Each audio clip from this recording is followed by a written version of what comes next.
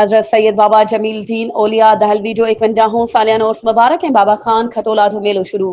घारो में हज़रत सैयद बाबा जमीलुद्दीन औलिया दहलवी जो 51हों सालियाना उर्स मुबारक अक़ीदत ऐं एहतराम सां शुरू थी वियो आहे त साॻे ई वक़्तु बाबा खान खटोला जो मेलो पिणु लॻी वियो आहे। दरगाह शरीफ़ खे गुसल ॾेई चादर चाढ़े दुआ घुरण खां पोइ जुमे वारे ॾींहुं मेले जी शुरूआत कई वई आहे। दरगाह जे ख़ासि ख़िदमतगारनि ख़लीफ़े मोहम्मद आशिक़ ऐं ख़लीफ़े मीर मोहम्मद पली जो मूजिबि मेलो 3 ॾींहं जुमो छंछरु आचर ताईं जारी रहंदो, जंहिं में अक़ीदतमंद ज़ाइरीन जी वॾी तइदाद शरीक थी रही आहे। मेलो अक़ीदत जोश ऐं जज़्बे सां मल्हायो पियो वञे, जिते ॿारनि जे विंदर लाइ झूला ऐं मुख़्तलिफ़ दुकान पिणु लॻाराया विया आहिनि। मेलो पंहिंजे आख़िरी ॾींहं ते महफ़िल कवाली सां पुॼाणी ते पहुचंदो, जंहिंमें मशहूर कबाल पंहिंजे फ़न जो मुज़ाहिरो कंदा। घारो शहर जी अवाम ऐं अक़ीदतमंदनि जो वॾो अंग शिरकत करण जो सिलसिलो जारी आहे ऐं हर तरफ़ रूहानी फ़िज़ा क़ाइमु आहे।